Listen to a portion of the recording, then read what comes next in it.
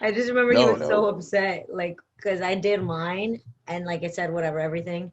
And then most related to Colombians. And I was like, oh, that's so dope. Like, that's awesome. That's so cool, you know?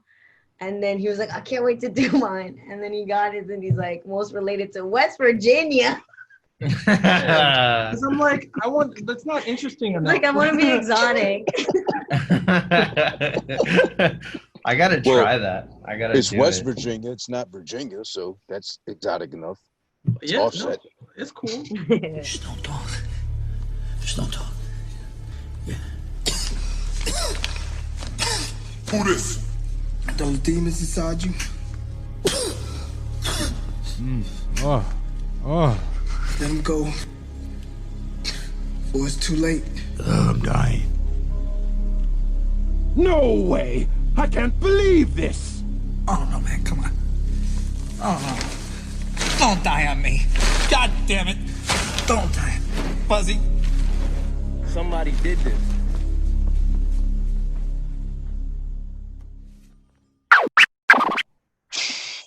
Until McDonald's decides to cut the check, I'll be glad to hand over the Something Spectacular podcast branding and name so I can hopefully get something like this, a mixed spectacular. One day served up to me nice, warm, and hot. I don't know what's going to go inside meat-wise per se because I like to take a look down there myself and better judge, but then I'll let them pick for me based off what they think might be more according and appropriate because I sound one way, I look one way, and then it's a whole mess beyond that. My personal grooming aspects is none of your business. McDonald's, cut the check big enough, and I might let you in on that too. And I might let you guys in on it too as far as who's coming in to this episode. This edition is Something Spectacular. Again, Something Spectacular. Spictacular. That's a question mark upside down in front. That's a question mark right side up at the end because that's appropriation. In the times we're living in right now, they're tough, they're tense. Racism is not funny at all. But what is funny is when the white man and his grammatically perfect talking and whatever appropriateness has to go at the end. Something spectacular, that's the emphasis. I'm who this, WHO space D as in dat. ISS, I forgot, I blanked out, I'm sorry about that. I got mixed spaghetti on my mind right now because the goddamn Philippines. But most important, I'm joined today by not just a repeat offender. For the third time around, he's doing his thing here too as well. We got a second-time offender. She's coming back around these parts as the first singer to finally touch down on the program, the podcast, and bless us with the vocals. But now we got a first-time newcomer popping his cherry, figuratively speaking. We're going to keep him safe otherwise. Times are tense, so we can't even say those things no more because next thing he's going to speak out against me in the future, and then I'll be ruined with what a little career I got going on too. But again, I must emphasize, if you can, if you will, please, I'm begging you. If I had knees to get on right now, I'm currently sitting in an awkward position so I can't do it. I beg you, hands and knees on that Boys and Men tip. Please follow the podcast wherever you get the podcast. Something Spectacular again on Apple, Spotify, this, that, the other, wherever you get your podcast from. 5-star rating if you can, comment, subscribe, follow, et cetera, et cetera. Most importantly now, we are joined today by some rather talented individuals. As I said, back around these parts again, and now we got a new guy to tag in for the fun that's about to go down now, audio and video format wise. Thank God for Zoom. I think you might be muted, Eddie, so we just might want to make sure you get the way in. There you go, Mr. Tech, of course. So he fixed that in an instant, just like that. It's like your finger snap, and you can hear it. Yeah. What's up, bro? I'll keep myself mute so there's no distractions. So I'll press the space bar when I talk. But yeah, keep going. You're good, brother. There's no oppression over here. I'm not going to limit your talking or your input. Don't you ever think that at all. But first off, if we got to do things properly, I got to apologize like I did off air. And I'm going to do it again because I want to make things clear and clear the air before there's animosity and before I get hashtag because of it, call me out on it. Meli Murfyy, welcome back to the show. Properly introduce yourself as you could, please. It's not PH. It's an F and 2 Y's at the end. So you know how to do it properly in IG. Please, I want to apologize to you firsthand because I couldn't properly promote you like you should have deserved. But because, of course, unfortunately, Black Lives Matter, the George Floyd thing occurred, we didn't want to make or take the focus off the things at hand, first and foremost. But absolutely, we do have you coming back in hopefully with Rob, hopefully with Eddie or Robert, things work out. Whenever you got the new singles dropping, which was, of course, Vibin', you gave me the demo of, and thank you again for that. And you also got to at least briefly announce another one you're working on with the man next to you as well. Yes. Yeah, we're working on Headlights, another song. So stay tuned for that. But yeah, no, it felt kind of, it didn't feel right to promote, like you said, the video and the podcast at that moment, because there was more important issues at hand, you know? So it's totally fine, and I still had a really good time. Yeah, and I look forward to more, so. Yeah, I definitely appreciate you doing that, you know, coming through and expressing yourself and showing off your vocals like you did a couple of times with everything you did. I mean, I had to go ahead and take the version you did with Eddie of I Will Survive and put that as his own thing on my SoundCloud with your permission, of course. So that lives on its own strength, because that deserves its own spotlight and focus, as I did accordingly. So I thank you again for that, of course. Yeah, thank you. Yeah, please. And again, you'll be back as soon as you got Headlights going and the vibes is right and vibing properly too, assisted by Rob, of course, or whoever it is that wants to tag in on this operation. Next in line, we got the other repeat offender coming back around now, ×2, or the second time, I mean. That's what I meant. Eddie the Tech with the Eddie at the end. You know, I'm glad New York State, where we all live in, is very tough on gun laws as far as who gets what and in what time frame, so you can keep the tech tucked away properly. I know times are tough right now. You want to start waving it all around and like racism, bah, bah, bah, bah, bah. No, not here. But thank you for keeping yourself under composure. I appreciate you posting all as much as you do and for being a tech-savvy individual. Eddie, how are you today, sir? I'm doing good, sir. Thank you for having me on. Yeah, it's always great to be back, and I'm ready to talk about so much stuff. And so much going on. I know. I understand. You got too many knobs to turn and too little time to actually fix the sound of whatever's going on around you, I'm sure. As the hard working man you are. A lot of text to reload. And in the downtime, of course, you make time to polish off the GAT if you need to. Exactly. Eddie with the tech. Hopefully you got that safety on. And of course now, the star of today's episode, and who we must get to in the appropriate fashion, you know, run it down the line as we should. Got a whole lot of stars here today in the building, in the room, in the Zoom, is of course Rob. Now, Rob, you go ahead and correct me if you must as far as how you want to be addressed. Is it just Rob or Robert, Robbie, Bobby, and all the bands you're involved in? You remind me so much of Frankie as far as all the bands you take a part of and you're involved in. Sir, please go away and let the people know who you are. All right. You can call me anything but Bobby. That's offensive, but I'm not a fan. Unless you say Shmurda at the end of it. Just Rob is fine. I play guitar in Calór and in Anlma. And I'm an audio engineer at Sound, Bushwick, Brooklyn. And yeah, no, I'm excited. I heard a lot about you. I'm very excited about this podcast right now. So I thank you for that, sir. I heard a lot about you from Eddie, from Frankie from a while ago. They sung your praises loud and proud. And of course, Meli had nothing but, I hope, as your living spouse is right now, better half, had nothing but good things to say about you too on her episode. They're too kind. I don't know. I'm probably an asshole. I just don't want to admit it. Nah, you seem nice enough. I'm sure you know what. Meli's a tough gal. I'm sure she could put up with you if you were anyways. Oh, yeah. She beats my ass all the time. This is being recorded, remember? Oh, shit. Yeah. But I did want to ask you. So it seems like everybody I know you're a musician. You're talented yourself too, Meli. But it seems like Eddie and Frankie, who you guys collaborate with a lot. Eddie, you're a sound technician. Correct me otherwise if I'm wrong, please. I am not yet. Not yet. I deal with XLRs and microphones and stuff, but I'm mainly a guitar tech, drum tech, bass tech, live tech, vibe tech. I don't really touch the sound. The only sound that I actually really do touch is just adjusting like in-ear monitors, which is like the playback for the band or whatever the fuck, so they can hear themselves. I adjust that during the show, but besides that, yeah, just guitar tech and all that other shit. That's still vital though, so you're still a tech in that sense. Yeah.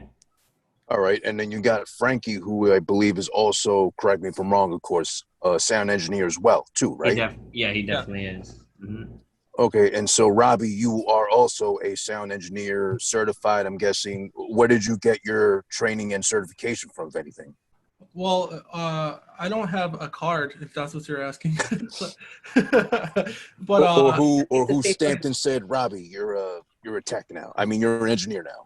So it was right after high school, I decided I wanted to do this, and I just downloaded and cracked shit off the internet and got all these programs and just taught myself. And then I did end up going to LaGuardia and QCC for a little bit, but I don't know, I didn't really feel like I was learning shit that I didn't already teach myself. And then I met Boney and Ryan Harvey, Tony, and they just like took me in and taught me a bunch of shit, and now I work at that studio. Oh, nice. Roll Sound, shout out. And that's pretty much it. But like it's my dream job. You know, I get to do what I want. I mean, what I love every day, and it's the sickest thing. So it's cool. What time frame were you going to LaGuardia, if you remember? 2 years ago. Remember, I think it was like 2 years ago. I went for like a year, and then 3 years ago. Yeah, I can't really remember. It was like 2 or 3 years ago. It definitely wasn't recent. But I only went for like a year, and just never really finished it because I was like, I don't really want to do this. Was that where you were saying like you were learning stuff you already knew, kind of? So yeah, no benefit to it. So I think the reason why I thought it was so shitty is because it was connected to a trade school called Institute of Audio Research, and that's where I really wanted to go. But you can do 30 credits at the trade school and 30 credits at a college, like a real college. So I was doing the 30 credits there first. Then I took a semester off because me and Mel, we went to, what was it, India or Colombia? We went somewhere for a month. So I took a semester off, and when I was in that country, they shut down the trade school and moved all that shit to LaGuardia, which didn't have that much money. So the program was kind of shit, and the professors like didn't really care that much. And I just didn't feel like I was learning anything. I had like one really cool professor, but at IAR or at LaGuardia? At LaGuardia. I never went to IAR because it closed down before I had the chance to go there. Right. My fault. Yeah. Yeah. Do you remember the professor by any chance? Because I went to LaGuardia too, and I went to that same, or I was gonna do that same course that you're describing, but I'm talking about like 06, 07. Oh no, they had just came to the school at the year that I went. Yeah. Okay. Yeah, because I don't remember the guy's name either, but he was a tall guy with dreads, and he was really good because he was like he's one of those titled like, I used to be in this band, but I'm down here with you guys now, so learn and stuff. But he was good. Mark Brooks, you talking about? I think so. Yeah. He's the head of the whole thing. Oh, okay. I believe, but he's also a professor. Because I think I'm almost certain I had him, but he was good because I'm an idiot when it comes to like instruments, so I didn't know my ass from like the piano, and I ended up learning how to play like chopsticks like within a matter of like 3 or 4 weeks, and like basic shit on the piano, on the legit piano too. Yeah, he was. I learned Pro Tools like back when 06, 07, so the basics. But just like you though, actually, so that's cool. I learned on my own from cracking stuff and like Morpheus Kazaa or whatever we did back when to like get our programs with the crack codes. Yeah, kind of taught myself a little bit too, so I kind of knew. But Pro Tools was the industry standard at that time, so like that helped me kind of like, oh shit, I was doing it right. Now I'm just kind of learning like the actual music aspect of it. Not just putting shit together like and calling it like a beat or something. Yeah, that is one thing that I did get better at the school was Pro Tools. Because I was using a different program, and Pro Tools was so alien to me that I was like, I don't know what I'm looking at. And then they told me everything, but it didn't go deep enough. Yeah. Yeah, I only did one semester too. I was mad because that was I had to pay for it out of pocket too. I didn't get financial aid at any point. So I only went there one semester, had to go work full time. And otherwise I would have transferred over to IAR too right after LaGuardia. So that's surprising. Yeah. Because I remember I had my eyes on that place too, but then you just told me they shut down one day, or the place you were at, I mean.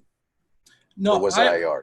IAR closed down before I got a chance to go there. I was in LaGuardia. Yeah, you can do either one first, but I decided to get the real college stuff down with a couple music classes just so I could never do that again. Not that I'm against college, but I just wanted to do this. You know what I mean? Because I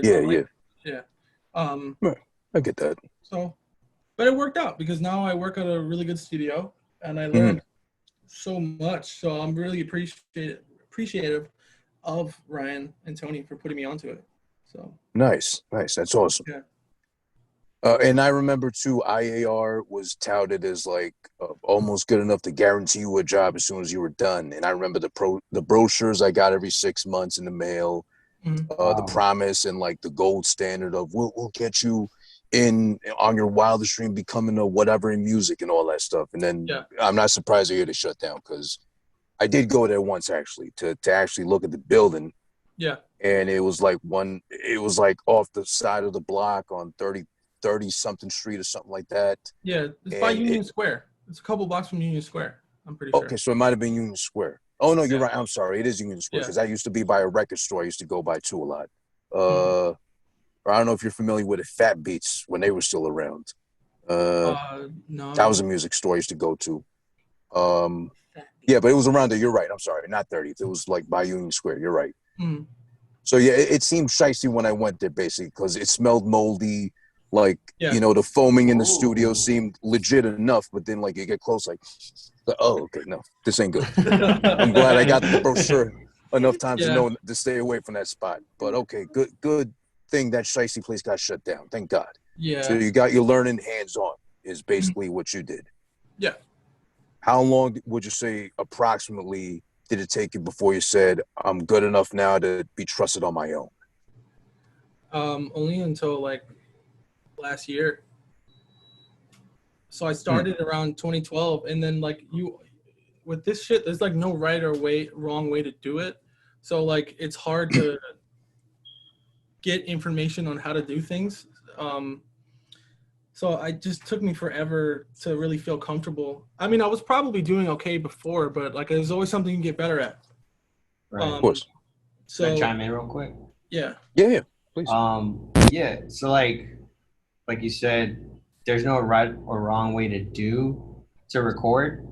Obviously you learn your tricks to like getting things done, but I feel like the main thing that you learn is working fast. So like I went to QCC. I studied for 2 years for my music degree. I completely forgot that I have an associate's in music production and I didn't do anything with it, but I have the knowledge. But yeah, the main thing, like when I was learning Pro Tools there, it was learning all the shortcuts. So you're just like, oh, I gotta track this, like overdub or whatever. I can, it's just a press of a button instead of moving your mouse over, clicking down the menu. You know what I mean? So that's definitely what I see, like college, like helping out.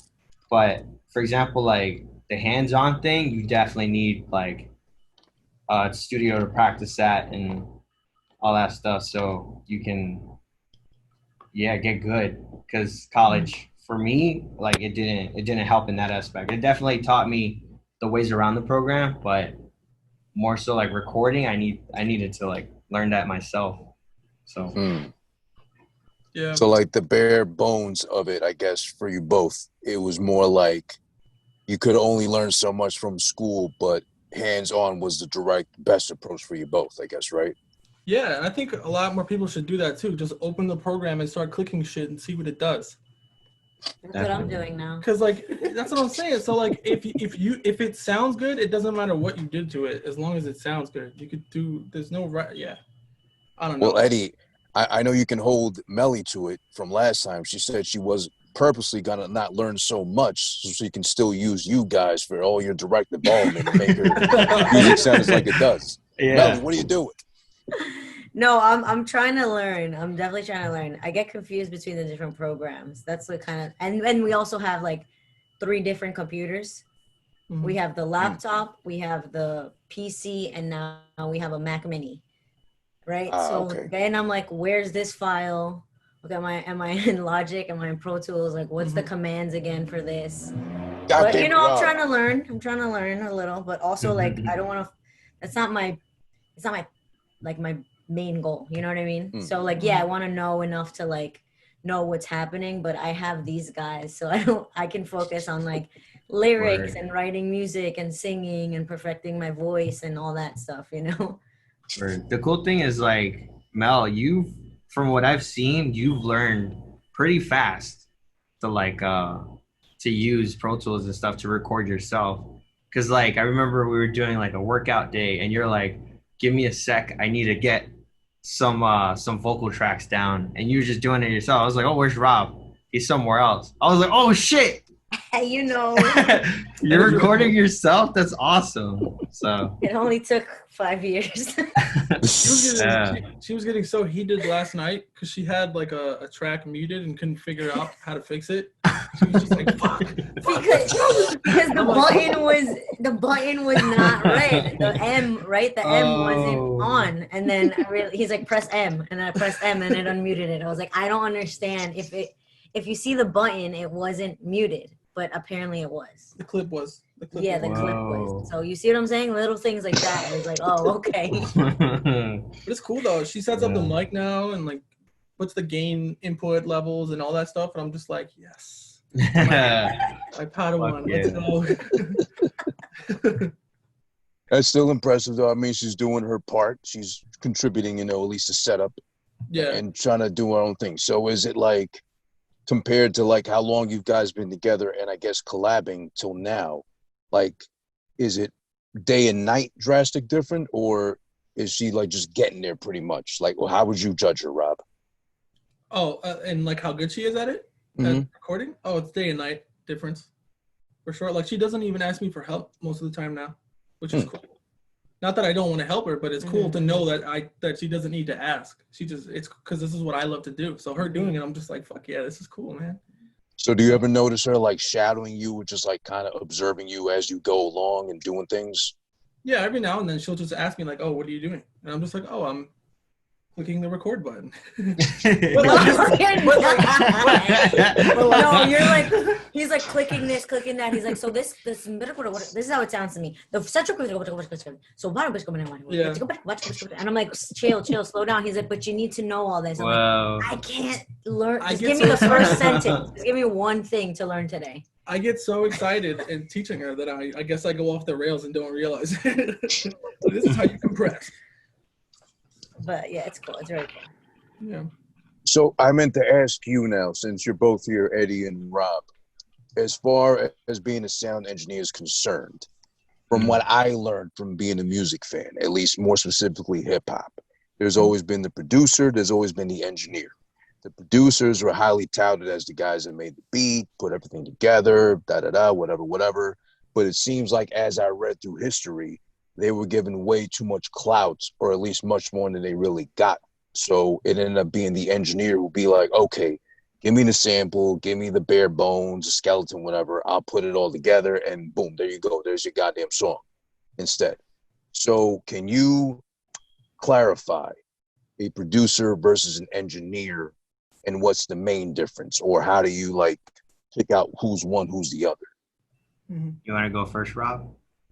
Yeah, sure. So honestly, nowadays, it's like everybody's on all in one, because everybody's got a home studio now. Everyone produces their music and then like records their music, then mixes their music, and then puts it out on their own. But producers originally were just the ones who would sit there and tell you, you should do this, or you shouldn't do this. Or they kind of, like if they have a band in the room or somebody picking samples, they kind of like make it flow into something. And then the engineer is the one who sets up the microphones, Well, it depends on what kind of engineer. If it's the recording engineer, he'll set up the microphones and then literally press record, set the levels. And then there's a mix engineer who mixes everything, EQs, compresses, and a master engineer, last step. But yeah, pretty much like me and Eddie, or like the boys at the studio, like we do all of those things. And we try to get better at each thing to do it on our own. So there's a difference, but like I said, everybody's kind of doing it all now. Yeah, definitely. Like like you said, how the evolution of like how everybody took on the task of all those things. Like you said, recording, mastering, mixing, all that stuff. Like through time, people ended up learning all that stuff. Learning to do all that stuff together, whatever. But back in the day, you have, like, for example, let's use Michael Jackson and Quincy Jones, right?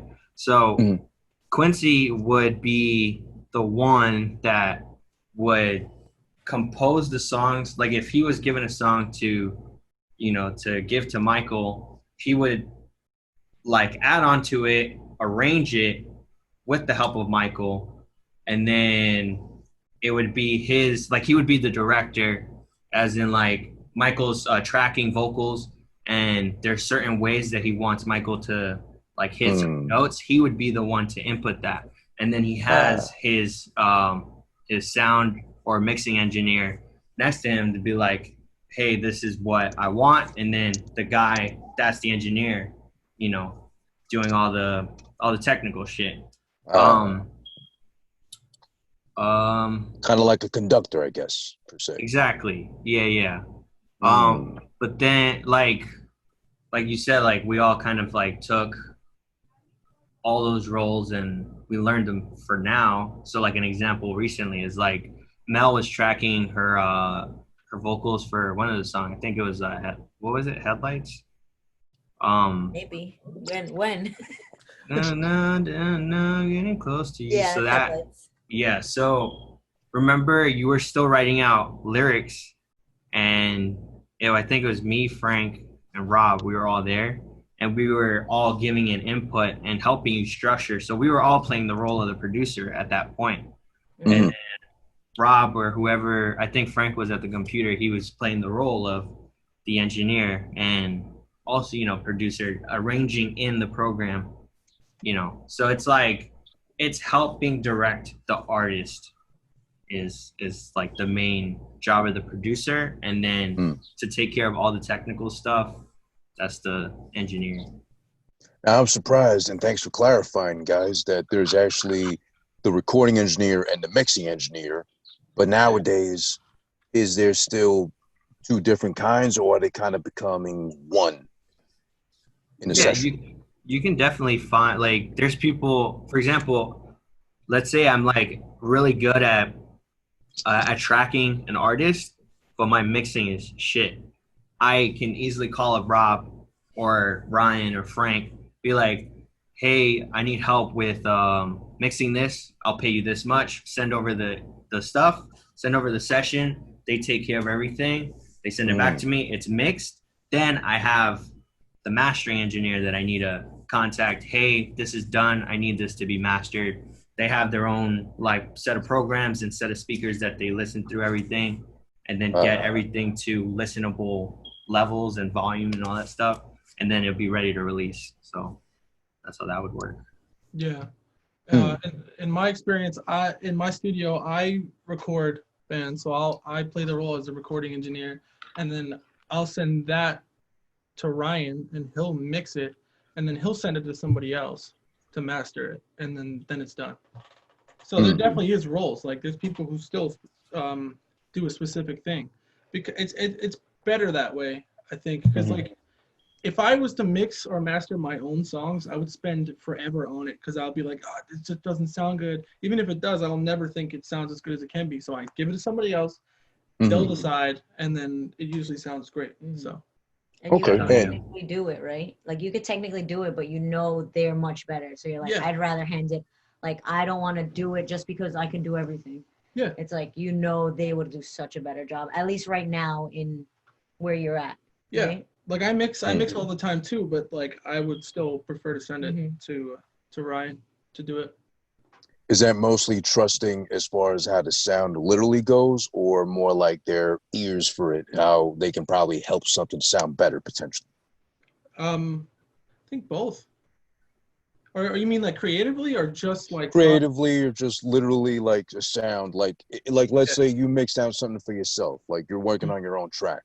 If you send it off to someone else to handle in their way, is it most because I think they might be able to hear something I don't, or is it more just like you know how to put this stuff together better than I would, kind of thing? Yeah, so I'll send it to them because if there's like an annoying sound in the mix that I'm not even hearing, like they'll figure it out and fix it. Or if like the guitars aren't like punchy enough, if the kick sounds weak, you know, the drums sound like whack. Like I don't know, like he'll take it to that next level, and yeah, every time he does it, it sounds incredible. When I do it, only sometimes I'm like, cool, I fuck with this, but most of the time I'd rather outsource. Yeah. Who would you say is like your immediate go-to if you had to pick, like overall, not even like specifically for one thing? Oh, Ryan Harvey, because he masters too. So I would let him do everything. Yeah. Okay. Yeah. He's recorded me, mixed me, and mastered me. And I'm happy with it. Like it's all good. It's on everything to use. Yeah. Okay. And in that case, let's say, just to big them up, since we have them here in the room, what would you send to Eddie immediately to have done to help you out? Wait, why'd you laugh like that?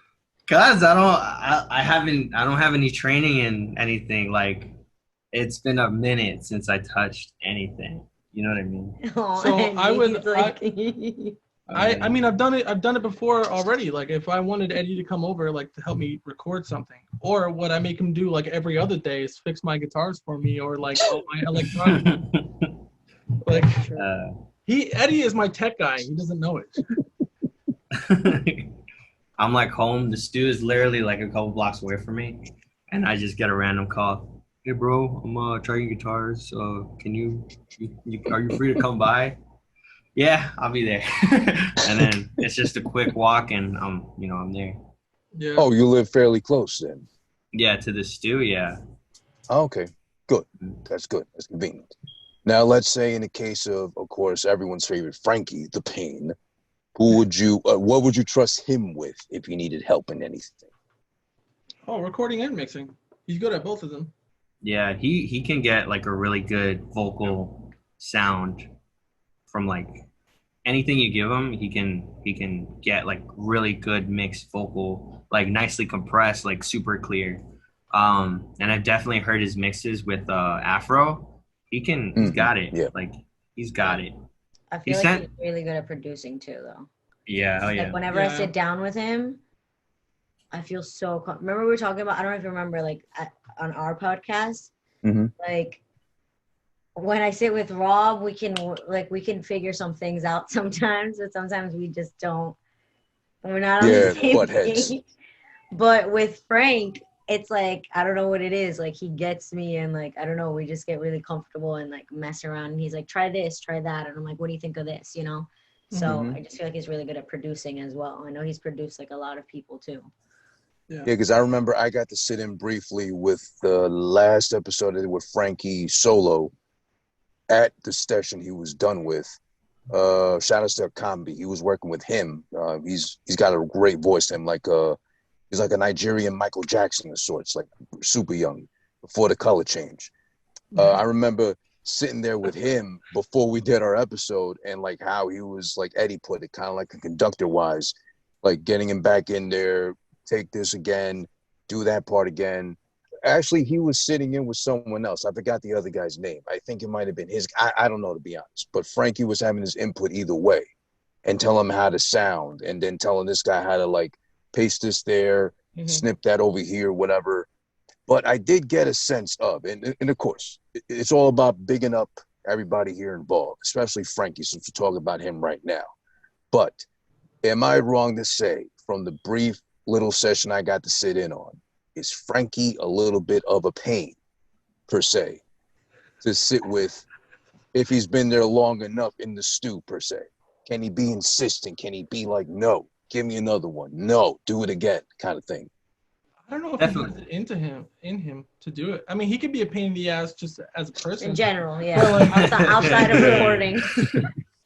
But like when it comes to recording, he has fun with it. He's cool. Yeah, I've never got. I mean, at least with me, or like even with you guys, I've never gotten that from him. Yeah, actually, this is the cool thing about Frank. When it comes to our band, if there's something that I'm writing and like I'm not hitting it, I'll just be like, "All right, Frank, play this," and he'll just do it, and I'm like, "Love you, we're done." Yeah. Yeah, so that's why it's good having Frank in the band. Well, not to say Payne like you want to kill him, but Payne like he's not gonna let you off on like one take. That's it. Like he's gonna make you do 5, 10. Pick definitely. out of those the right one, and then if it's still not good, like come back in, do another one, do it again this time. Maybe tweak it up like that. I mean, we're all like that. We're all like that. Like, especially Rob and Frank, where it's like the take needs to be good because it's just the thing that you learn in recording. You need to get the best take because you can't work with like something that's trash and try to make it better. You need the best at source, basically, is what the term is. It's like it needs to be the best that it can be so you can make it sound 10 times better. You understand? So there, like he definitely has it, that. He's like a drill sergeant or some sort. Yeah. But I love like, that was a little weird. Like, let's try it again. And then there's also the magic of comping. So you could just like get the best take and then just keep playing until you find the best take, and you could kind of like put it together to make a really good take. So yeah, that makes sense. And it's good that you guys have that in you too as well. You don't settle for just whatever. You want to get it right, even if it takes all night or a couple of tries or whatever. Yeah, because like having a good source tone could make a 5-hour mix turn into a half-hour. Because like Eddie said, if you have a shitty take, it's so difficult to make it sound good no matter what you do. So I mean, I guess with Mel I'm more comfortable. So like if she does it like not a good take, I'll just be like, no, again, and then just make it do it again. You'll be like trash again. And then I'm like, this happened last night, I think. I don't remember what was. We were trying to work on the headlights, and then he's like, no. And I was like, what about this line? He's like, no. And I was like, what about this line? No. And then he's like, don't get upset. Would you rather me tell you it's good and it's not? And I'm like, no, but like, damn, let me feel a little discouraged for a half second. Like, you keep telling me no, I appreciate it, but damn, let me feel sad for like a minute, and then we can keep moving. To clarify, it's because I know that she's incredibly talented, and I know what she can do. And if it's not hitting, I gotta tell her, it's like, nah, you could do way better than that. It. I'm not being mean or anything like that. It's like, nah, you could do better, son. Like, you got this. Come on. That's true. That's very true. I mean, Meli is a very talented but tough individual, so I'm sure by now you gotta like just beat it in her per se, metaphorically, of course. So like, hey, give it again. Come on, you got better in you like that. But I'm wondering, does it travel outside of recording? Does like she cook something as bad as like trash again or whatever? No. I say it's trash. I'm like, oh, this came out like shit. Rob cooks way better. Oh, he does that too, huh? Yeah, he cooks really, really well. I'll cook some. My cooking is like either on point or like we got to throw it in the trash and then you feel bad because you just wasted money and time. But I'm learning. Eddie, can you verify since you're over their house a lot? During quarantine, I definitely noticed, like whenever I was like video chat with them, Rob was always cooking, and he's definitely cooked for me before. Like I was one of the first visits. Oh, I gave you that spicy shit and you died. Yeah. Yo, he was sweating so bad. There was not enough bounty for your forehead. It was so good though. It was so fucking tasty. So yeah, I definitely. Yeah, and but I cooked for you, Eddie. Yeah, we cooked. Like the other day. Yeah, literally the other day. Yeah, but I've cooked for you without you helping me. Oh, now he don't remember. I don't remember. Sorry, Rob's the better one. I'm just playing.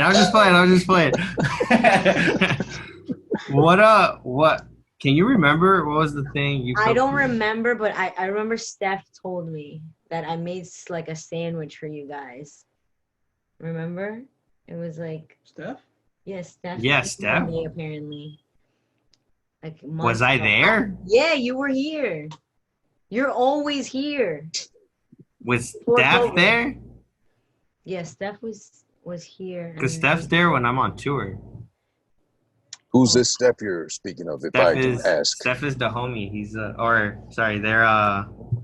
taking Steph's over the guy. for me. Yeah,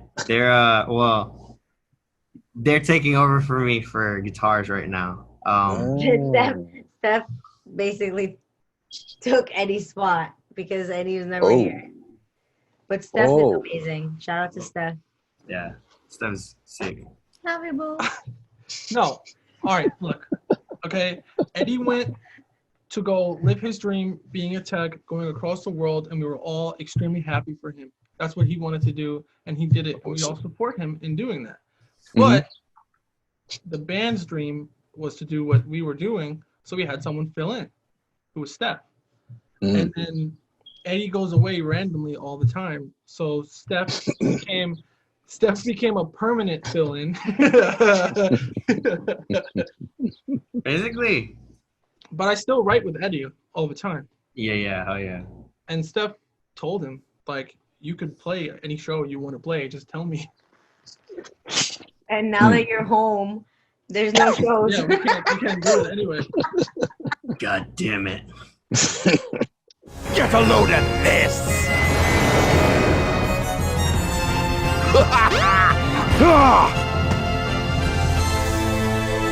Being in the studio, I guess since you guys work the technical and the literal aspect of it, I had this dilemma the other day, actually yesterday. No, it might have been the day before. Whenever it happens, I don't know. This thing kind of, doesn't really let me do too much. I got a short-term memory. Meli, I told this already too. Names are really hard for me, but I got a memory like an elephant. I won't ever forget your face, oddly enough. But I saw this post the other day by J-Lo, of all people, on Instagram, where she's sitting on a bench in the studio of, it looked like a house. It might have been hers. I don't know. But she's got this whole like amazing outfit on where she's toned, bronzed. It's like it was leather booty shorts with like thigh-high boots on, where she's sitting down. But we all know what she's really famous for is that ass. And she's hiding it away in that picture. And she's got the tech or the engineer right behind her chair, whatever. And I had to think out loud for a second. How, of all people, being J-Lo, are you dressed up like that, all glamorous, in the studio, knowing that you got a male engineer? And these times are sensitive, and everybody's getting canceled, hashtag, whatever, too. If it was me, and I'm not an engineer, I'm not afforded that, set of brains like you two got to, like, and talent to do that thing. But if I'm the engineer for J-Lo's session, she's wearing that kind of stuff, and she's not in sweatpants or, like, muffled up like I expected to be, I got a boner underneath that console. And I can't concentrate. And I can't think. I hope it's a big enough console to hold it, but I'm going to be nervous thinking all the blood's gone from here to down there, and I'm going to mess up things so badly, and it's all her fault. And then I get fired, I get labeled as a dummy, and then I can't work in the industry again. Have you ever had anything similar to that incident? More specifically, you, Rob, since you have the lovely Meli living in your home. Fortunately for me, the only time I had an issue with that was in my house studio, not in my professional studio. That's not really a problem ever. Thank God. Yeah. I visited Messerol when our homie Ryan was tracking vocals for this female artist. Oh God. And yo, the way she acted and stuff was just like so flirtatious, and it was really hard to focus basically. So if I was a part of that session, I don't think I would be able to fucking think straight. She was fucking fire. I'm not gonna name names, but oh my fucking God. Eddie is like I'm sorry. Sex-driven.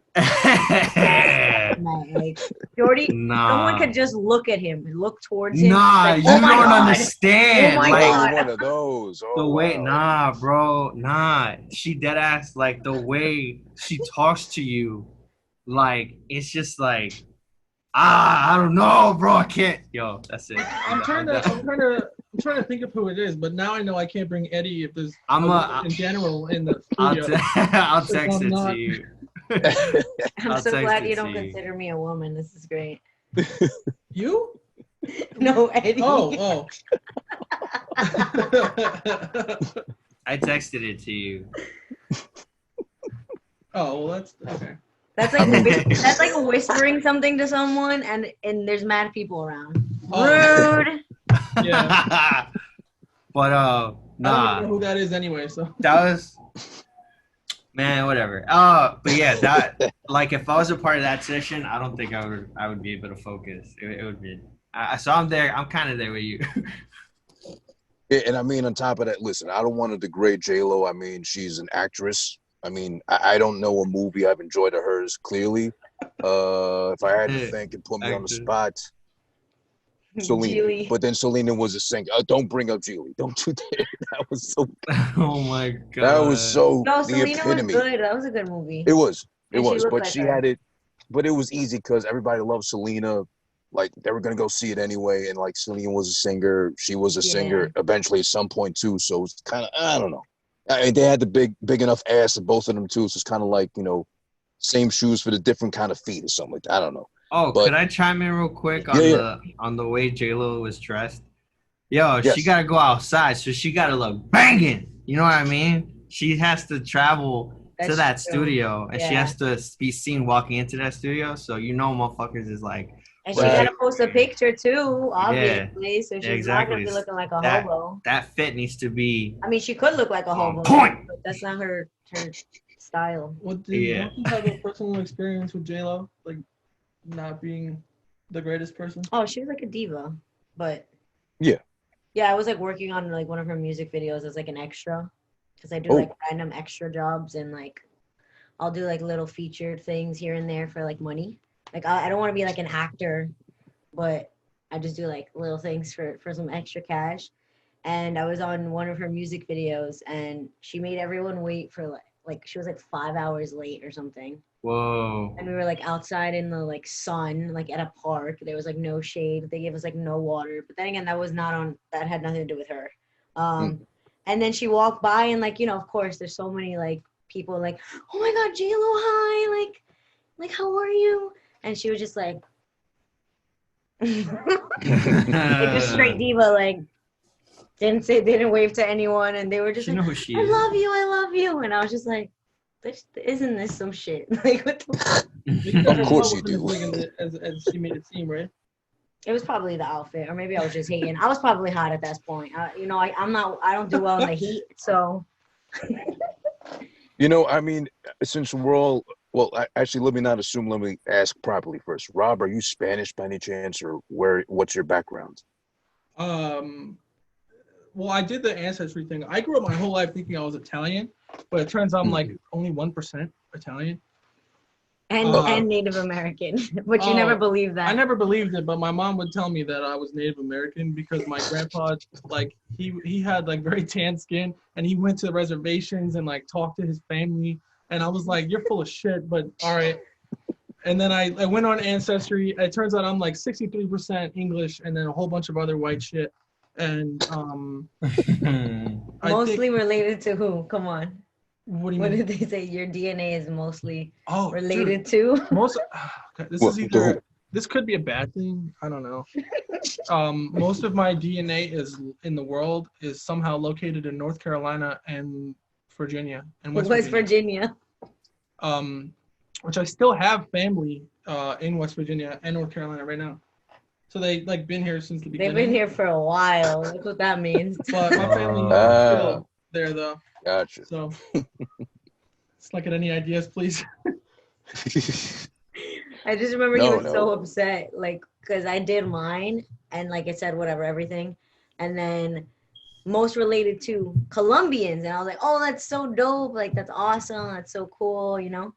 And then he was like, I can't wait to do mine. And then he got it, and he's like, most related to West Virginia.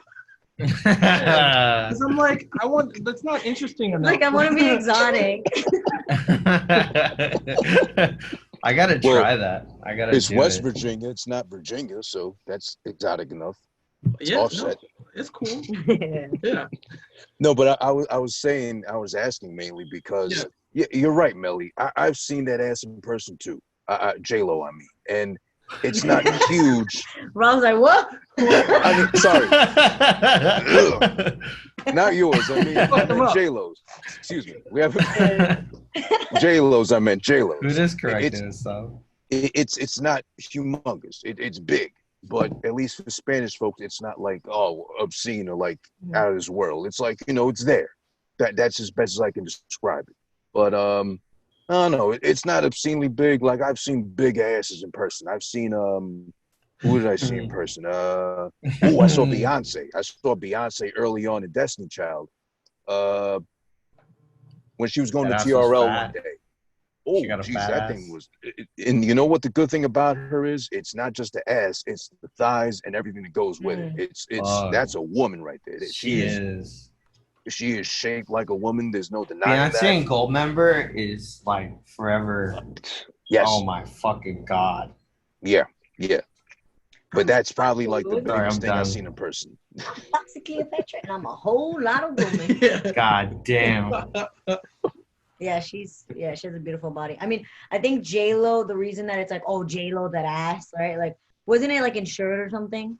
Or was it her legs or something? Remember? Oh, is that real? I thought that was like fake.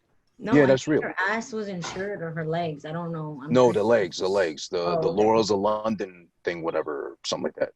Yeah, so I wonder sometimes if it was because of like back in the day, even though it was not that long ago, but it kind of was. Like she was like, oh, this Latina, and then she had a booty. You know what I mean? Like, and she's always had a dope body, and like, she ain't afraid of. Yeah, I mean, so I wonder if that's why it's like, oh yeah, her booty, even though it's not like the biggest thing ever. Like it looks nice, and she's always been so fit. Like she really takes care of herself, So it's like it's part of the whole image. But then it makes you wonder. Not easy.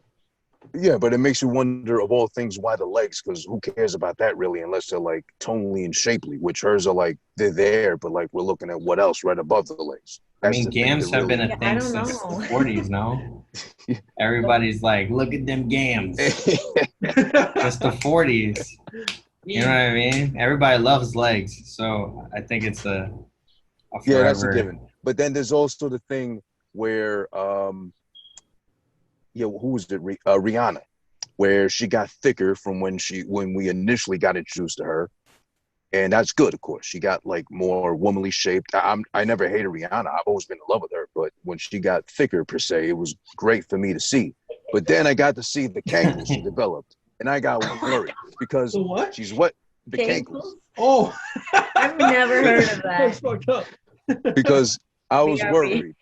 Because she's West Indian, so she's most likely to develop, high blood pressure and all that stuff too. So it might be a direct result of that instead of her just gaining weight. So it was worrying. It was troublesome.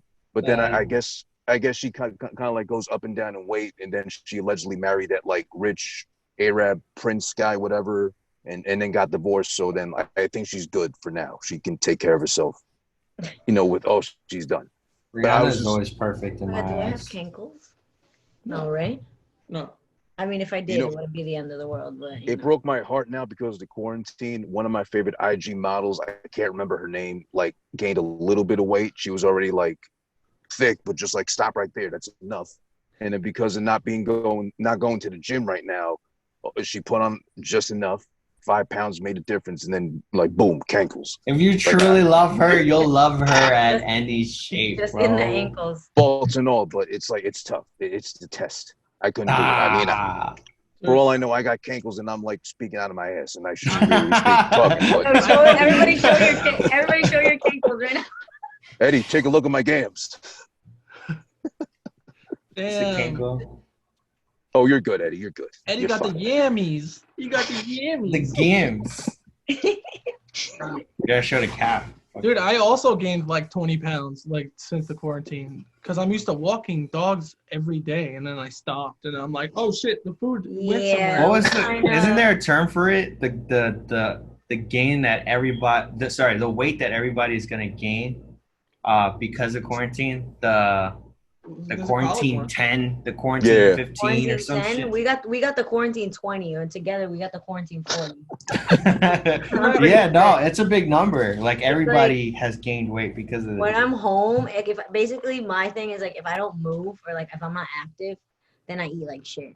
Like it just triggers my mind. Like, oh well, you're lazy and you're a piece of shit. So you know what I mean? Here's some bread. I'm the As same opposed way. to like when I can go out and like rock climb or like ride my bike. I know I can ride my bike now, but I'm riding to nowhere, so it's a little less motivating. Yeah, I think it's like directly connected for me, like working out and eating right. You know what's really funny about bikes?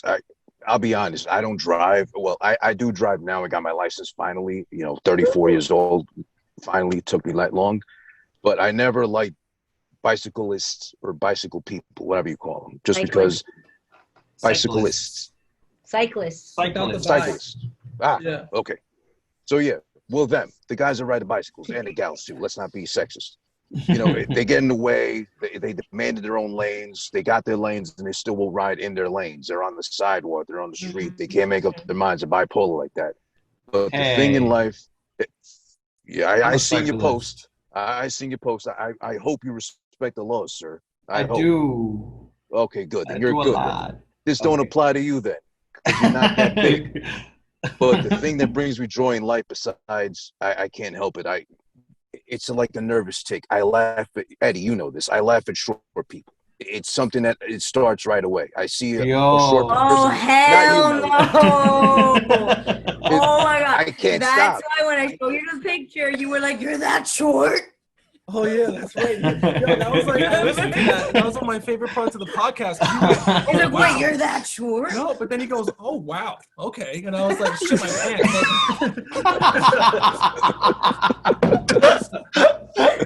Yeah. Oh my god. It's something I need to work on. Listen, you know what? You know who you are. Stay true to yourself. Yeah, man. Exactly. I need to work on it now because, I'm going to get called out by a short person eventually for doing that. But I take joy when I see a really fat person on a bike because they're going nowhere faster than they went on their own feet. But even if they are, the compression of the spine will eventually get to them because the added weight onto the bicycle seat. Or at most, they'll be like Lance Armstrong and lose a ball or two. So that pays off for them being fat and blocking the way like that. But that's me taking the simple joys out of life. I don't know. It's just the quarantine's affecting us in different ways. I won't take to a bike. I don't know how to ride a bike, and I won't learn at this point anyway. It's really cool, man. The only thing that's not cool is like the soreness. But especially if you have like one of these like street. What are they? Street bikes? Mm-hmm. City bikes? Like No. Like like your bike, like the skinny the one. foldable ones? No, like dude, the thin one, sorry. like a street bike. A road bike. Yeah, road bike. Those have like the worst seats, and you just get the worst pain on your butt. So if you do that long enough, Eddie, you know this for sure. Like you just get that soreness, and you just get used to it. You know what I mean? Recently, it hasn't been bad. Like I don't know if my butt has developed more muscles and has adjusted, but I've been riding basically my job for like a period of time was paying for taxis back and forth to home and work, and it's been sick. I work as a gardener back here, but recently my boss has been is going to take that away from us.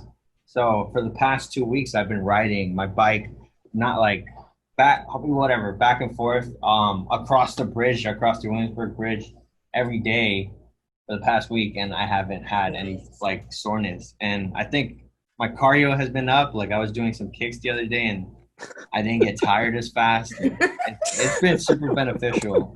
So I'm hype on it. Yeah, I said I did kicks. I don't care. You do this shit every day. It's a part of your life.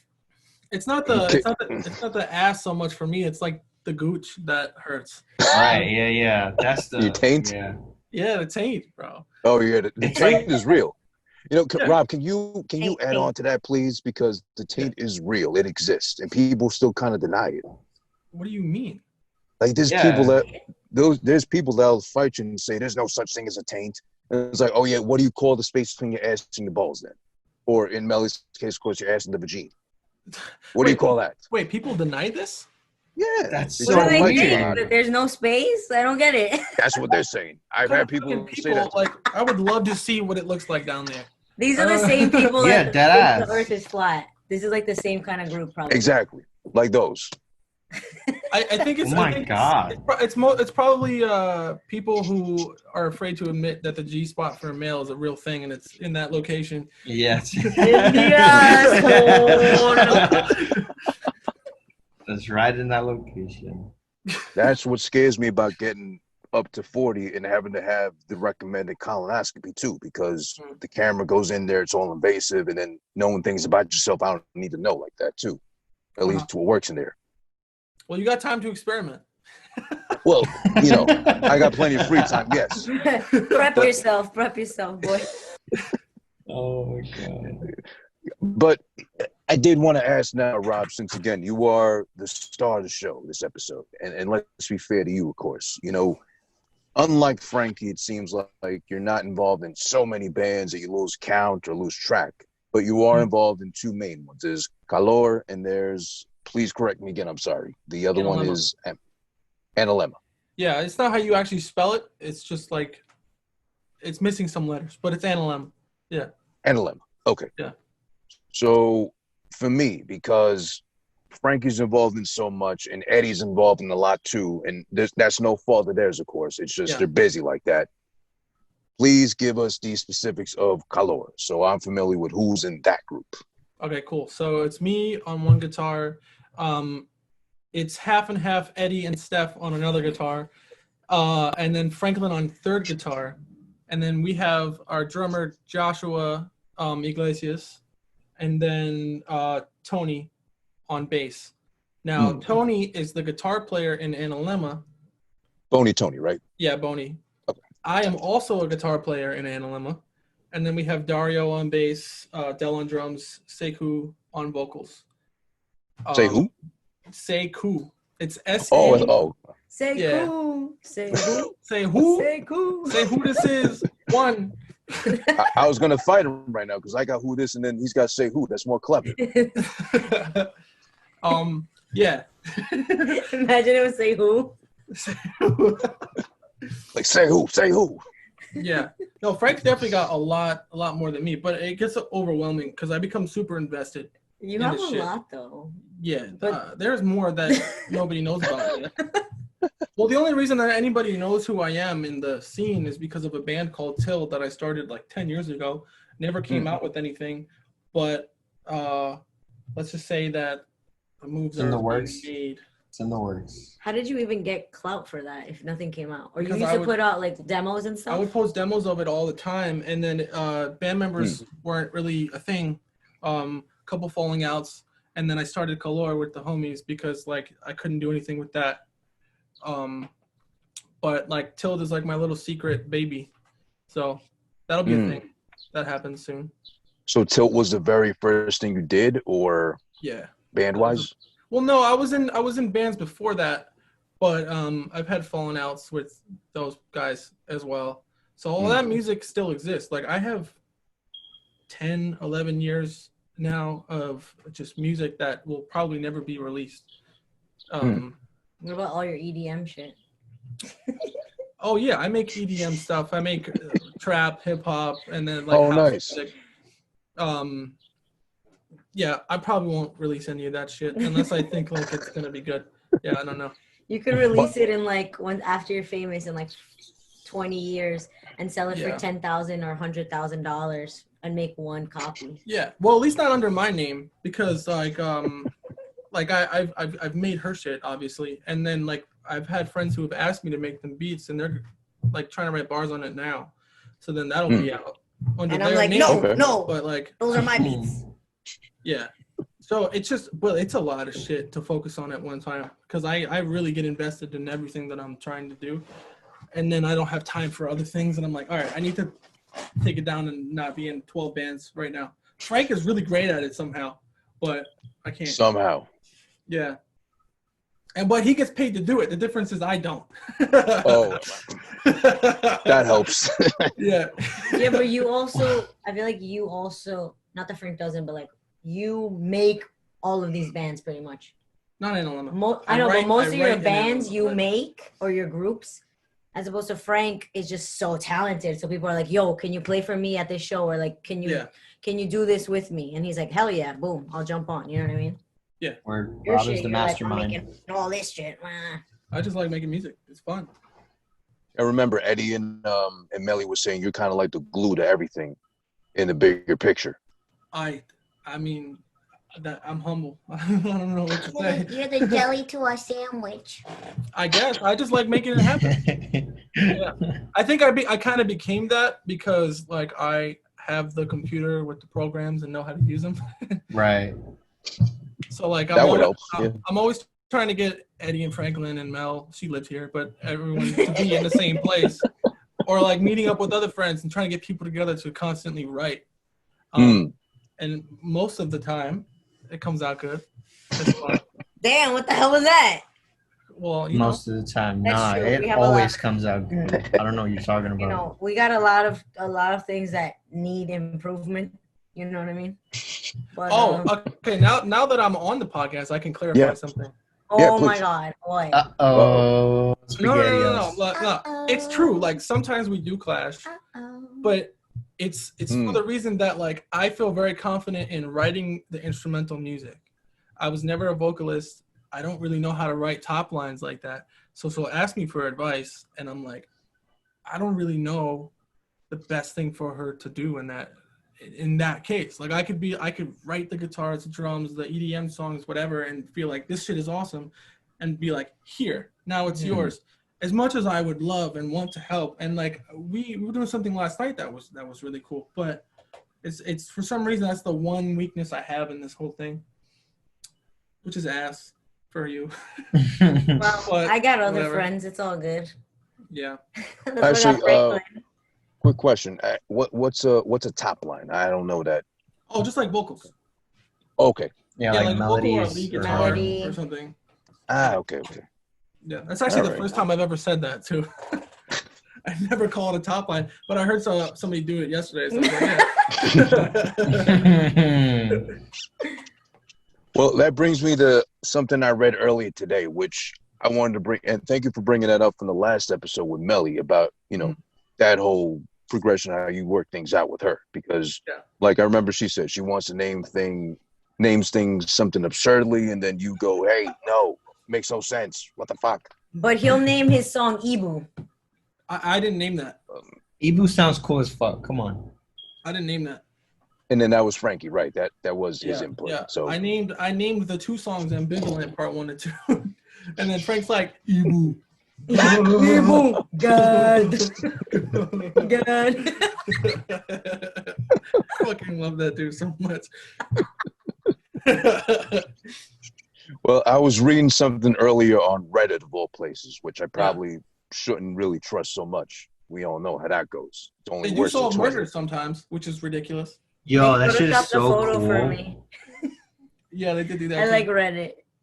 Yeah, well, Reddit community is tight. you gotta Continue. know where you gotta know where to delve in Reddit. Yeah. But I did read something earlier to the point of this guy. There's a thread called "Am I an Asshole?" which I just stumbled upon today. So it's basically you present your case, and then at the end you ask the community, "Are you an asshole for what you did?" This guy's case was, "Oh, I've been collecting Funko Pops for like 6 years. I met my wife about 2 years ago. We're married now, but she knew of my obsession with these Funko Pops." He described his obsession to the point where he was spending $500 a month on Funko Pops. So he wanted to collect literally every single one that comes out. She says, and this makes sense in her case, she's like, okay, you got to pick and choose between me or the goddamn Funko Pops, because I had enough. He's got like, they're toppling over him. He's got so many in his house. Yeah. And he's basically like, bitch, no, I'm keeping my Funko Pops, my dolls, and you do what you got to do however you feel. She takes a shit, as all women do. I'm going to my sister's house. I'll be back. Psych. She goes, calls him back afterward and says, I'm done with this shit. I'm out of here. We're divorced or whatever. And he's all like, am I an asshole because she's trying to get in the way of my passion, which is collecting Funko Pops? So I'm going to ask you because you're a musician. And I might as well ask Eddie too because he does this thing for a living. Your guys' passion. Well, yeah, that's okay, Eddie. You don't delve that deep into like this guy did, but your guys' passion. Yeah, he kind of does. Oh, he does. Well, then, okay. Now we get it. We'll get into that eventually. That was probably Eddie posting that. And he just invented his life. Oh, my God. Since you guys have a legit passion, which is music, as you said, Rob, you do it now for a living. It's your dream job, and you'll probably be doing it until you drop dead, but at least with a smile on your face because you did what you want to do. And you too, Eddie, you're doing it as well.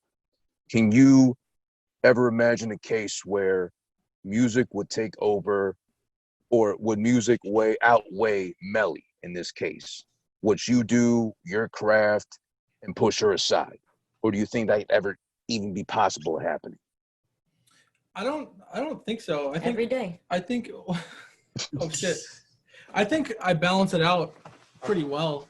I mean, like I'm obsessed with it, and it's like I do it every day, but like I also try to show her everything that I'm doing. I try to keep her invested or interested in what I'm doing. And then the same thing with her music. Like we're both involved in it together. So I couldn't imagine that happening. I mean, unless she was like, it's either me or you get to be an audio engineer, I'd be like, I guess I have to leave. Like, I don't think that would ever happen. No, we're lucky because we're both in music. You know what I mean? So it's like, I gotta worry about it. Yeah. I mean, mind you, it wouldn't be an easy decision to make. I'd be depressed as fuck and like not. I'm pretty sure you would leave music for me. Say yes. Yeah. Ooh. For sure. No, that wouldn't happen though. Like, you know what I mean? Yeah. That's not I've never been like, oh my God, why are you going to the studio? Or like, why are you on your computer? It's just an everyday thing. Like, this is just part of him. Just how I don't know, watch Dr. Phil all the time for no reason. Oh, you watch Dr. Phil? Oh, come on. Dude, I just love like anything that pops up on YouTube, I'll just watch it. And then I just somehow went down this Dr. Phil like rabbit hole. Just because it's like, I don't know why I'm saying this. This is so embarrassing, but it's just like interesting sometimes to just watch people's like ridiculous stories, and you're just like, oh my God, I'm so blessed and I'm so thankful for my life. Yeah. Before we got on camera, I was about to search up his credentials because sometimes I feel like he's so full of shit. He's not definitely not not someone I respect or admire, but it's just sometimes it's just fun to watch like mindless things, you know. That's he's like a white Steve Harvey to me, if anything. They're both corny. They're both like, no offense. Yeah. Steve Wilkos has some shit though. Have you seen his show? Steve Wilkos. I have. That's another one. Yeah. I mean, I respect him enough because he did his thing. Like, he can probably like manhandle the guest if he needs to. Yeah. But you know, there's that at least. There's like legitimacy in that. Like, if you don't agree with what I'm telling you how to manage your life, well, then I'm gonna body slam you anyway. So you learn better, or concuss you, stuff like that. You know, take it or leave it, kind of thing. But that is funny enough though that you are both musicians, and I remember you saying from the last episode, Meli, that there is the conflict in the sense of the arts, as far as not so much fights, but more like you see things one way, he'll give his input on what you should do better, and you don't take offense to it, which is, you know, commendable, which means there's actual love there because you've got beyond that point of like, well, if you don't like what I'm doing, then you're an asshole, or, you know, shut up, bitch, or whatever, do it better. Go back in, whatever, one more time. But I stopped talking to Rob like that a couple of years ago. Yeah. But Would you? But Rob, would you think it'd be tougher for you if, let's say, the other case scenario, which might be more common, you're the studio engineer that you are, but she's not involved at all in music? Would that have been difficult, do you think, for you to handle, or a lot to explain or elaborate? You mean like if we were in a different life and she wasn't Right. music at all? Oh yeah, I think so. I don't know if I could make it work with someone who wasn't, because like this, I literally do it every day. And For hours. And the only reason it doesn't, it's not a problem, is because she knows like that this is what music life is like. So like, yeah. And we don't have to, like, you're so happy, and like it takes, like, I feel like audio engineering takes so long, you know what I mean? Or even when he's writing a song, right? It just takes so long. That's just the process. Like, we don't have to be, we're already stuck in a goddamn room for the last 3 months together. Like, we don't need to spend every second together. Like, we can be like doing our own little things, you know? Yeah, just throw some headphones on and be like, get the fuck away from me. I'm trying to do it right now. Nah, but yeah, that's like thinking about it. Those are signs of a healthy relationship, that you don't want to change. Like the whole thing that you described before, it's like, it's either me or, you know, this. And then you're like, fuck, I have to change who I am. I have to change what makes me happy to make someone else. I don't even know. I don't even like. Or even like make them get that. it. Like what makes you happy and Right. respect it. It's like the good, like how Mel and Rob have, they both, the understanding of your passion and what makes you happy, you know, on both parties is what it should be. It should never be like, you have to change the way you are because I'm not happy that you're happy. You know what I mean? Yeah, like, it's so shitty. It's such a shitty thing to do to someone you care about. You know what I mean? So, that's why Mel and Rob are perfect for each other. What can we say? Mel is the first girlfriend I've had that I was like, oh wait, this is what a relationship's supposed to be like. He needed an older woman to show him. That's another thing too. Like, because the last girlfriend I was with, I didn't realize it at the time, but like she held me back from everything, controlled what I was doing, like chose who I was hanging out with. I didn't realize this shit. I was whipped, and then like. I didn't think it would be okay to fucking hang out with my friends without her, or like have a friend that's a girl and it not be a problem. And then I met her and I was like, oh shit, this is sick. I want to keep this. This? You want to keep this? What we have and all that shit. And she has her own life. I have my own life. We have our lives together, and they can intertwine, and it's not an issue. Yeah, hell yeah. You don't ever want to be that person that, like, someone invites you, right? Let's say someone invites me somewhere, and then I always show up with Rob. You know, like that, those people that, like, they have, like, significant others, and they always show up with them. And especially in the beginning, where you're like, did I ask for this person to come? Like, I mean, no hard feelings, but like, damn, what the fuck am I supposed to say? You here already? Like. So we just like never wanted to be like that, but like it kind of worked out because we have like the same friends. Oh yeah. So I just happened to steal her best friends, and then he stole my best friend. And now we all know each other. Well, you borrow each other's friends amongst each other, so it's fair. Yeah, that's common trade. Yeah, Eddie's my son on the weekdays, and she's on the weekends. Yeah, this is true. Rob definitely seems like cool dad, so let's be honest, Eddie. Hell yeah. Yeah. I look like one too already. Other than getting the gut now. Quarantine, that's what it is though. Don't blame yourself. Corn gut. It's the mixed corn gut. Speaking of the mixed spaghetti. Yeah. I was in Malaysia and I almost tried it. I saw it on the menu and I was like, but I kind of want to try it, and I didn't do it. But you know what I did try? They have what?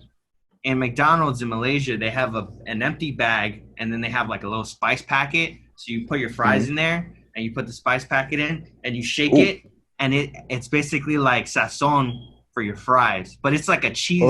It's a cheese sazon. is so fucking tasty. Really? It's so fucking good. Malaysia's menu, McDonald's menu, is so like extravagant and shit. It's kind of. Well, but that's pretty Malaysia though. How many times are you gonna be in Malaysia in your life though? Honestly. True. I should have did it. I should have tried it. I fucked up. I could have been like, yo, I had a mixed spaghetti before. I fucked up. Sorry. Was that? Do you genuinely like? Do you want to try mixed spaghetti? Like, you think it would taste good? Me? Both of you. Yeah. Where it goes. I'd be curious. Yeah. I'd be curious just because it's the Filipino version of it, apparently, and they got this whole thing where, apparently, from what I saw, they eat it with fried chicken, and there's this strange kind of sauce they put on top that isn't like spaghetti. It's like Filipino spaghetti. Yeah. So I don't even know that they infuse their own influence into it, and that's theirs. I mean, I'm just mad it's lazy name. It's mixed spaghetti. Like, at least call it mixed sketty or something, or you know, Mickey Getty or something. I don't know. Yeah, Getty. It's just it's a tough sell. Yeah. Like, who thought of that? That was like, you know, that was definitely a Zoom meeting. Those higher ups when they did that, it's like, oh, mixed spaghetti. Like, no mixed spaghetti, no Mick MC spaghetti. Oh yeah, that we'll go with that. Fine, okay, we're done with this meat. That's it. Yeah. Kind of thing. I mean, they make billions and billions and billions of dollars. I don't think anyone gives a shit what they're calling it at this point. But now I'm worried if they ever bring it over here. Is it gonna work? Is it gonna hit? Because we got our spaghetti, and then they got to recraft it to, like, you know, spaghetti here. Eddie, do you have any interest in trying spaghetti, as Rob asked? Goddamn right. I love trying food. I love food. Food is, all types of food is sick, and I'm down to try anything. So, well, good thing. I'm on that line. I was gonna say good thing Meli stepped away. I was gonna say to you, Eddie and Rob, like, the only things in life I don't discriminate against is food and women. I tried them all from everywhere too, and I don't regret it. You gotta be fair that way. That's why racism sucks. It's terrible. Yeah. Would you guys ever try rabbit? I have. It's good. Holy shit, it's good. Yeah. It's so good. It's this little tiny morsel of meat, whatever, but it's so tasty. So good. That's what I thought. Like, they don't have a lot of fat. It's just all bone and fluff. I would try. Exactly. Speaking from personal experience, you know. I would feel fucked up. Speaking of. Yeah. What was that? Oh, bastard. I would feel fucked up doing it, but I would try it. Well, that's because you guys got Bodie, which I forgot to ask about last time, right? Yeah. Yeah. Where is he? She's gonna try to grab him. Now, correct me if I'm wrong, Rob, since you're Bodie's daddy. But is he? Am I seeing things, or is he a thick bunny? Like, is he a big boy? Dude, if you like ass, wait till you see this thing. Okay. He's like this big. He's the size of a sub.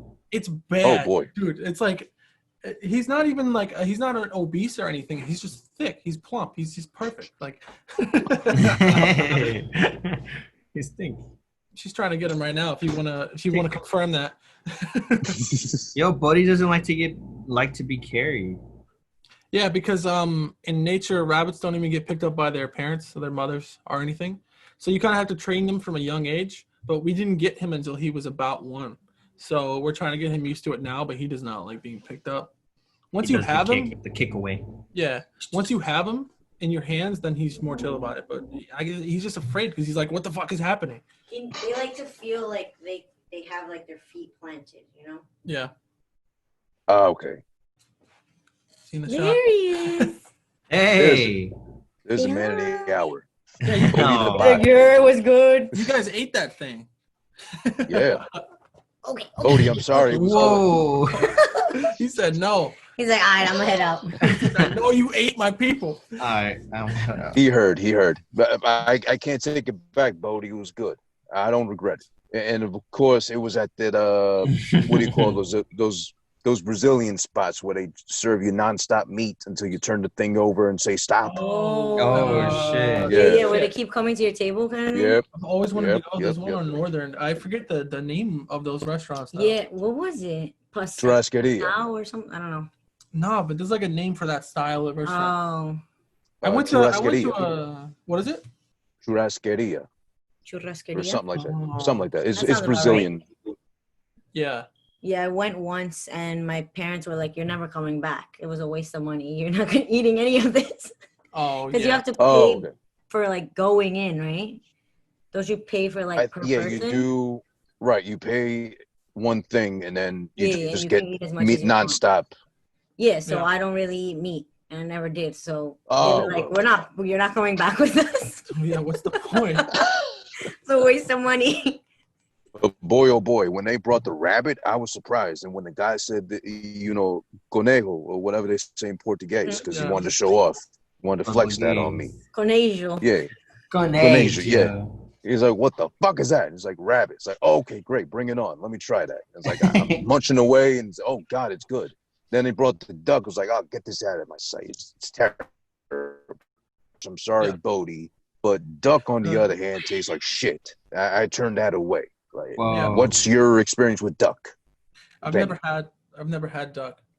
I've had a sliver of duck, and it was like kind of chewy, like a little bit, but it was on the chicken side, obviously. It was like a little greasy. To me, it was really good. I fuck with duck. Yeah. I never tried rabbit though. I always wanted to. You're missing out. It's good. I've tried Oh, was it alligator or crocodile? It's probably alligator. Oh, I had alligator in Louisiana. I don't know. Oh, but you guys man. got the shits from Yo, it. I gotta be honest with you, it's fucking I'm so terrible. glad I didn't try it. Like it tastes fishy. Terrible. Disgusting. I did We not got it from like Is it? fuck with that. like a market in Thailand. In Thailand. So I thought it would be fucking fantastic. Legit, you know? Yeah, because I wouldn't try it here unless Nice I and was in dirty. like Thailand? Louisiana or something. But like in Thailand, they had like the river or whatever right next to the market. I'm Oh. like, You're gonna But, trust Thailand water, especially from a river? listen, it was an experience, all You know, right? you gotta try things. Thailand has some of the best food I've ever had, though, for real. Well, yeah, I would think that too. I mean, Eddie could probably chime in with that too. But yeah, like Thai, was it mostly noodles and stuff like that, and the spices and all that? Yeah, I it's go like to Thailand. the I wanna whole go to palate Thailand. is just like Yeah, but also like we live in New York City, so I feel like a lot of the things that we do eat here, if you find a good spot, and there's so many spots, you can have authentic Thai food. Yeah, here. hell yeah. You know what I mean? Like you Yeah. could go like it happened to us in Greece. Like we went to Mhm. Greece and they were like, "Have you ever tried this?" And we're like, "Oh yeah." Like and then we're like, "Oh, maybe it'll taste different." And it tastes exactly the same. Like Yeah. pretty much Yeah. exactly the same as like the stuff you get in like Astoria, you know what I mean? yeah. Oh God, yeah. So I miss the story so much. we're really lucky like that. I feel like Yeah. if you go to a restaurant and it doesn't look kind of shitty, it probably doesn't taste as good as the restaurant that looks kind of shitty. You want, like, It's so authentic food. authentic. Grandma's actually back there, fucking That's what I'm Yeah. saying. killing it Yeah. in the shitty spot, in the shitty It's looking like they spot. say, yeah, it's like they say, don't ever trust a chef that's not fat. So I've taken that to heart. I think that's true though, because I see now that the skinny ones, spiked up hair and like tatted up sleeves. Like, what are you doing that's different? Yeah, and just like condiments and shit to it. You're not doing nothing special. You could definitely I'm just saying you could definitely meet some like healthy chefs that cook healthy food. That is tastes healthy. Really fucking good. But this is a new thing that's happening now, you know. Fairly new. Yeah, but I mean, all the food like network channel guys are like all like that, tattered up and like piercings, on each cheek or whatever, and on the tongue and all that. Or they got that like split tongue thing, like the freaks do with the late to look like a snake or whatever. I'm gonna trust him with my papusas or whatever. No, come on, relax. But it's like, but speaking of splitting in two, I had this little bit of a dilemma with you, Rob, and I'm not saying your fault, but I wanted to get your input on as far as how did this actually happen, and if you had any input on it, it's rather genius marketing wise. You had the new project dropped that was a collab between Calór and, forgive me again, it's Ambivalent. It's like you mixed up the name of the album and the band name. It's Anlma. Oh, anal enema. Okay, sorry. I mean, Anal enema. lemma. No, we do call it that too, though. Anal lemma. That's a dilemma in the anal region. Yeah. Emma in the anal. Okay. That's like dilemma, but analemma. Yeah. Yeah. Right? You got dilemmas with anal. That makes sense. Yeah. It's actually, it means. But you got Yeah. I'm sorry. Go ahead. An analemma is like if you took a picture of the moon every day for like a year, it creates this kind of skewed infinity sign in the sky, and that's they call it an analemma. Like if you put all those pictures and transpose them over each other, it would create this image. It is. Did you guys freeze? They make that. It is. Yeah. Briefly, I'm here. Okay. Yeah. Sorry about that. So I was asking. So like you were saying, if you superimpose all the pictures of the moon you took every day, they would make that image of the infinity sign. Yeah, it's like sort of like an infinity. Here, can you see it? Yeah, that's what it would look like. Oh yes, got it. Which is cool as fuck. Isn't that nuts? That's so crazy. I should be the person that like looks up stuff on the side. What do they call those people? Like Philip DeFranco? Or like he. The intern. Yeah, the intern. Or that's the intern? Oh, fuck it. The guy's name in Joe Rogan's podcast. Yeah, where they like look stuff up. Jamie. Yeah, Jamie's on it. Fucking. But he's also the engineer too, so he does both. I did also find out that rabbit in Portuguese is not coñe. Did you say coñejo or what did we say? Conejo. It's coelho. Coelho. Coelho. Tiene que Portuguese is a fake language. I don't believe. That's a masculine rabbit. For feminine, it's coela. Oh, I'm gonna really probably tell the difference. Sorry. I'm gonna pick the rabbit up from behind and look. Oh, Conejo? Oh no, Conejo. Yo, you can't even. That's a whole other story, bro. It's so hard to tell if they have a penis or a vagina. They look very similar. Oh, is it? Yeah, they look really, really similar. There's like this much of a difference, like literally. Meli's the vet. That's embarrassing. Then I can't tell. Oh, you're so small, you can't tell if you're male or female. You know, make up your mind or something like that. It's like a bad hermaphrodite. But getting back to you, Rob, I apologize for sidetracking with rabbit dicks and all that. Oh my god! As far as the project is concerned, it's unique because the track you sent me, which we'll play in a little bit too, Ibu, which was named by Frankie because he thought of a planet he would name if ever he got that privilege. We're gonna name a planet, guys, and name it Ibu. I like that track a lot because the intro to me reminded me of, I don't know how much of a video game fan you are, but like the synthesizer they used for Sega Genesis back when, like those kind of sounds, the opening of it, and then again, forgive me, I'm not a musician, but like the switch up with the drums and the and then changes to like the actual sound of the track. And it fleshes out that way too, which is awesome. Because again, it reminds you of like the synthesizer on the Sega Genesis, which was unique. And then there's a whole story about Michael Jackson made a version of Sonic 3, the soundtrack, which never came out. And then, they killed him because of that probably. But oh my god. I mean that's a whole conspiracy theory. I don't know. Yeah, we're How did you guys come up with the project itself? Because it's only 4 tracks, if I'm not mistaken, and it's a collabo of you 2 bands. Yeah. So before I was even in that band, Boney was writing new music after he released an album, and then Calór was doing their own thing. And those 2 songs are actually the first songs that we've ever written together. We just waited a while because like the demos were cool, but then like once we took it to the studio, we were like, holy shit, this is one of our favorite songs now. So that came together, and then it just so happened that Anlma also had 2 songs, and because we joined each other's bands, we were like, let's just do a split because that'd be cool. We have similar fans, like people would like be excited about that. And they have similar themes. Like even though Calór doesn't have vocals, it's like the first track is like super happy, but like has this underlying thing of like sadness. And then the second song is just angry as shit. So ambivalent means to be both happy or sad and angry at the same time, like a conflicting of emotions. And then their two songs just happen to be the same, where one of the songs was a little bit more happy and upbeat, and the other one was a little bit more angry and sad. So we thought it'd be perfect to like just do it together, name it Ambivalent, and then we just have our sub names for each of our songs. And then unfortunately, like we said before the podcast, we couldn't actually do a split through the distribution, so they had to be separated. So our two songs in our accounts, their two songs in their accounts, which is unfortunate. But I guess from the way that you took it, if you want to explain that, it kind of probably benefited us in a way.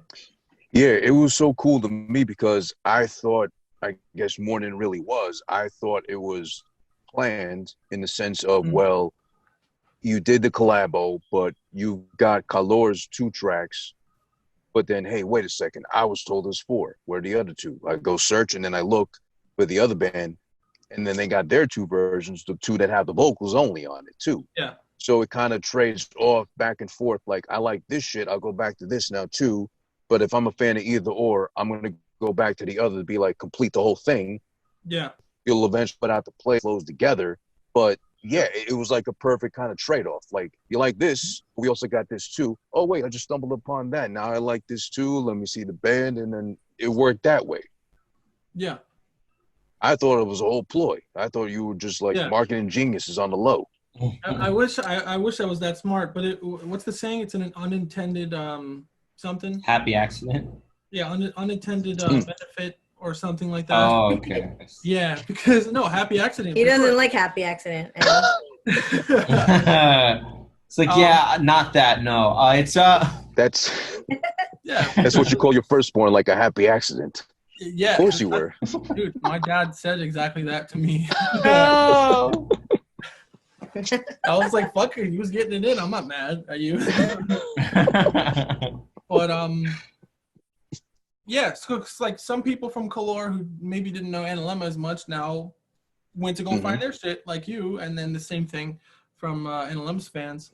So it worked out. I'm happy with it. Unfortunately, because of the times, we had already set the release date on DistroKid or whatever, and it was going to go out anyway. We kind of kept it low key when it came out, but obviously because we didn't want to distract anybody from anything that was happening. Of course. So, Black Lives Matter. Yep, exactly. definitely. Well, I mean, that was cool, though, because then you got the other track. Again, forgive me if I say it incorrectly. GAD. G-A-A-D. Yeah. Which Ibu flowed seamlessly into that one, where I had to go back to listen to it a couple times because I was like, wait, it's over already? It seemed like all one track. I don't know if that was also intentional or if that just kind of... intentional. 100%. That was intentional. It's one. It's technically one song. It is. Yeah. Yeah, that's the thing with like prog metal. It's like stupid shit like that. Yeah, like if we play that song live, it just perfectly, like it was just written perfectly to go into the next song. It's like whatever. It's in the same tuning, and then if you play Ibu, you cannot not end it with GAD. Like it needs to be together, like played together. There's a story there. Exactly. There's a story there. Nice. That's one of those 2 songs are my favorite to play. Yeah, those are those are good. Those are good songs. And then that's the Calór side, if I'm not mistaken. And then Awake and Moments Before Sleep is God, I can't get it right still. Anlma. Anlma. Yeah. Gotcha. I'll send you the actual word so you can see how it's really spelled. Yes. Because I'm going to keep calling the Anlma, so that's okay. I really don't want to do that to Emma. Especially don't like anal. I don't want to put that on her. Anal, Emma, come on. Get with the times. But get with the times. Ooh, this.